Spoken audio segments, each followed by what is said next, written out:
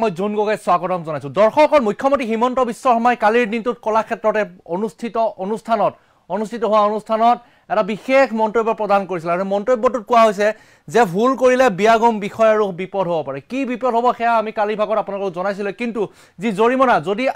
আপুনি এগৰাকী আবেদনকাৰী যিকোনো আপুনি জন্মৰ সাৰ্টিফিকেট হোক বা মৃত্যুৰ প্ৰমাণপত্ৰ লাগে কাৰোবাক ওবিসি সাৰ্টিফিকেট লাগে যদি অনলাইনত আবেদন কৰিছে তেন্তে যদি অনলাইনত আবেদন কৰাৰ পাছতো আপুনি সহাৰি পোৱা নাই কোনো ধৰণৰ কৰ্তৃপক্ষৰ তৰফৰ পৰা তেন্তে সেই কৰ্তৃপক্ষই জৰিমনা ভৰিব লাগিব ইতিমধ্যে মুখ্যমন্ত্ৰী গৰাকীৰ মন্তব্যত নিৰ্ধাৰণ কৰা হৈছে যে জৰিমনা কোনে কিমান টকা ভৰিব কেৱল সেই বিভাগটোৰ বা সেই অফিচটোৰ কাৰ্যালয় বিষয়া কৰ্মচাৰীয়ে নহয় ৰাজ্যৰ মুখ্য সচিবেও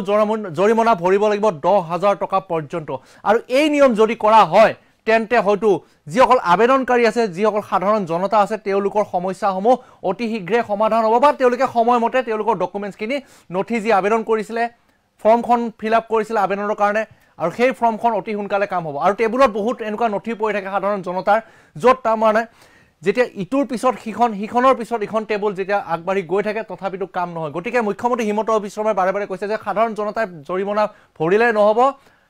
সৰকাৰী বিষয়া কৰ্মচাৰীয়েও জৰিমনা ভৰিব লাগিব বুলি মুখ্যমন্ত্ৰী গৰাকীয়ে মন্তব্য কৰিছে আৰু কি কৈছে কিমান টকা জৰিমনা ভৰিব লাগিব সেয়া আপোনালোকক শুনাবলৈ চেষ্টা কৰিছো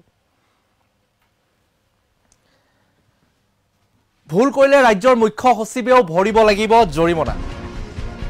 যদি ভুল ৰাজ্যৰ মুখ্য সচিবেও কৰে অভিযুক্ত বিষয়া কৰ্মচাৰীয়ে ভৰিব লাগিব 10,000 টকা পৰ্যন্ত জৰিমনা দৰমহাৰ টকাৰে নহয় নিজৰ পকেটৰ পৰা দিব লাগিব জৰিমনা আবেদনকাৰীক 64টা বিভাগৰ 725টা সেৱাক লৈ মুখ্যমন্ত্ৰীয়ে নিৰ্দেশ দিছে বিষয়া কৰ্মচাৰীলৈ ঊৰ্ধ্বতন কৰ্তৃপক্ষকো নিৰ্দেশ দিছে কোনো সেৱা নিৰ্ধাৰিত সময়ৰ ভিতৰত আবেদনকাৰীয়ে নাপালে অভিযোগ দিব পাৰিব আপুনি পুনে পুনে অভিযোগ দিব পাৰিব কোনো নথিৰ কাম পেলাই থলে কোনো অফিচাৰে যদি নথিৰ কাম পেলাই থয় তেন্তে কাৰণ জানিব পাৰিব আপুনি কি কাৰণত পেলাই থৈছে যদি অভিযোগ আছে বা ভুক্তভোগীয়ে যদি অভিযোগ দাখিল কৰে আবেদনকাৰীৰ প্ৰতি অধিক দায়বদ্ধ হোৱাৰ আহ্বান মুখ্যমন্ত্ৰী কোনো অফিসে আপোনাৰ নথিৰ কাম নকৰিলে ভৰিব লাগিব জৰিমনা আৰু আপুনি অভিযোগ দিব পাৰিব আপোনাৰ অভিযোগৰ ভিত্তিত তেওঁলোকে জৰিমনা ভৰিব লাগিব কৰ্মচাৰী ভুলৰ বাবে যদি আপোনাৰ কাম হোৱা নাই তেন্তে ভৰিব লাগিব জৰিমনা প্ৰথম আপিল কৰ্তৃপক্ষৰ সহাৰি নাপালে আপুনি যাব পাৰিব দ্বিতীয় আপিল কৰ্তৃপক্ষলৈ আৰু দুয়োটাৰ পৰা যদি কোনো আপুনি সহাৰি নাপায় তেন্তে RTPS ৰাইট টু পাব্লিক সাৰ্ভিসৰ যিটো পৰ্টেল আছে সেই পৰ্টেলত গৈ আপুনি অভিযোগ দিব পাৰিব বা আপুনি অফিচত গৈ অভিযোগ দিলে প্ৰধান সচিব মুখ্য সচিব সকলোৱে সেই অভিযোগ চাই তেওঁলোকে জৰিমনা ভৰিব লাগিব যদি কোনো বিষয়া কৰ্মচাৰী কোনো এটা অফিচৰ আপুনি ৰাজহ চক্ৰৰ কাৰ্যালয়ত গৈছে আপুনি ওবিসি সাৰ্টিফিকেটখনৰ কাৰণে এপ্লাই কৰিছে যিকোনো কাষ্ট সাৰ্টিফিকেটৰ বাবে এপ্লাই কৰিছে সেই এপ্লাই কৰা কাগজখন অনলাইনত এপ্লাই কৰাৰ পাছত যদি তেওঁলোকে কামটো কৰি দিয়া নাই তেন্তে DC পৰ্যন্ত জৰিমনা ভৰিব লাগিব DC পৰ্যন্ত জৰিমনা ভৰিব লাগিব সেই জৰিমনাৰ টকা তেওঁলোকে নিজৰ পকেটৰ ধনেৰে দিব লাগিব আৰু সেয়া আপোনাক দিব আপুনি যদি কাৰণ দেখুৱাব পাৰে এই কাৰণে জৰিমনা ভৰিবলগীয়া কিহৰ কাৰণে হ'ল তেওঁলোকে যদি কাৰণ সমূহ যদি যুক্তিসংগত নহয় তেন্তে ভৰিব লাগিব তেওঁলোকে জৰিমনা ৰাজ্যৰ মুখ্য সচিবেও জৰিমনা ভৰিব লাগিব যিসমূহ ফাইন দিব লাগিব সেয়া আবেদনকাৰীক দিব লাগিব আবেদনকাৰীয়ে ইমান দিন ধৰি তেওঁলোকে এপ্লাই কৰিছিলে আজিৰ পৰা এমাহ আগতে এপ্লাই কৰিছে চৰকাৰী নিয়মতে 10-15 দিনত সেই নথিখন পাই যাব লাগে কিন্তু আবেদন কৰা এমাহ পাছতো তেওঁলোকে সেই নথিখন পোৱা নাই বা সাৰ্টিফিকেটখন পোৱা নাই যদি পোৱা নাই আপুনি অভিযোগ দিয়ক আপোনাৰ লগত RTPS সহযোগিতা আগবঢ়াব য'ত তেওঁলোকে জৰিমনা ভৰিব লাগিব যদি কোনো অফিচে যদি 5,000 টকা জৰিমনা দিব লাগিব বুলি নিৰ্ধাৰণ কৰি দিয়া থাকে তেন্তে 5,000 টকা কোনে এই কামটো কৰিছে কোনে গাফিলতি কৰিছে কোনখন টেবুলত কিমান সময় লাগিছে কোনখন টেবুলৰ পৰা ফাইলটো এপ্ৰুভ হোৱা নাই কোনখন টেবুলত গৈ ফাইলটো ৰখি আছে সেই সমূহ তথ্য আপুনি দিব পাৰিলে আপোনাক তেওঁলোকে জৰিমনা যিমান নিৰ্ধাৰণ কৰা আছে সেই নিৰ্ধাৰণ কৰা জৰিমনা তেওঁলোকে ভগাই এজনৰ ভাগত গায়পতি কিমান কৈ পৰে সেইসমূহ টকা তেওঁলোকে কালেকশ্যন কৰি আপোনাৰ ওপৰত জৰিমনাখিনি আপোনাক দিব লাগিব গতিকে এনেকুৱা ধৰণৰ মুখ্যমন্ত্ৰী গৰাকী এটা ভাল পদক্ষেপ লৈছে কেৱল সাধাৰণ জনতাই হেলমেট নিপিন্ধিলে খুৰাপান কৰি বাইক চলালে জৰিমনা ভৰাৰ নিয়মটো আছে তাৰ লগতে এতিয়া চৰকাৰী বিষয়া কৰ্মচাৰীও জৰিমনা ভৰিব লাগিব এইকেইটা কামৰ ক্ষেত্ৰত গতিকে মুখ্যমন্ত্ৰী গৰাকীৰ মন্তব্য প্ৰথমৰ পৰা শুনাইছো যিকোনো প্ৰিন্সিপাল সেক্ৰেটাৰী কমিশনাৰ যদি সেক্ৰেটাৰিয়েটৰ কিবা ভুলৰ কাৰণে বা আমি কাগজ ৰখাই থৈছো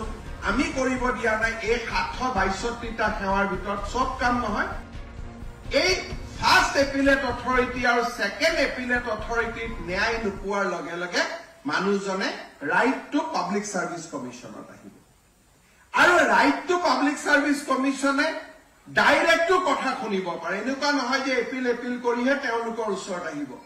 তেওঁলোকৰ ওচৰত যদি ডাইৰেক্টলি কোনোবাই কমপ্লেইন দিয়ে সেইটো তেওঁলোকে ফাৰ্স্ট এপিলেট অথৰিটিলৈকে ৰেফাৰ কৰি পঠিয়াব পাৰে আৰু কমিশনে ৰেফাৰ কৰিলে অথৰিটিয়ে শুনিবই লাগিব কমিশনৰ অধিকাৰ থাকিব 100 পৰা 10,000 টকা ফাইন কৰা যে অফিচাৰজনে কামটো কৰি দিয়া নাই মই চালো আৰু 100 পৰা 10,000 টকা তেওঁ ফাইন কৰিব পাৰিব আৰু কমিশনাৰ এই আৰটিপিএছ কমিশনজনে মুখ্য সচিবকো 10,000 টকা ফাইন কৰিব পাৰিব অৰ্থাৎ অসম চৰকাৰৰ চিফ সেক্ৰেটাৰীকো যিকোনো প্ৰিন্সিপাল সেক্ৰেটাৰী কমিশনাৰ যদি সেক্ৰেটাৰিয়েটৰ কিবা ভুলৰ কাৰণে বা আমি কাগজ ৰখাই থৈছো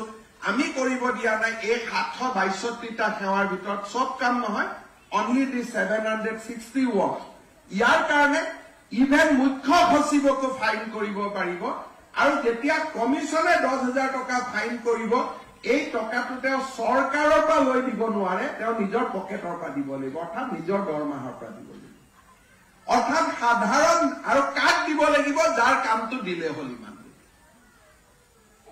মানুহজনে এই টকাটো পাব এই টকাটো কোনো কিবা দাতব্য অনুষ্ঠানত নাযায় আবেদনকাৰী এই টকাটো পাব যে মোৰ অহা যোৱা খৰচৰ বাবদ এই 10,000 টকা ফাইনৰ টকা আপোনাৰ একাউণ্টত জমা দিব লাগিব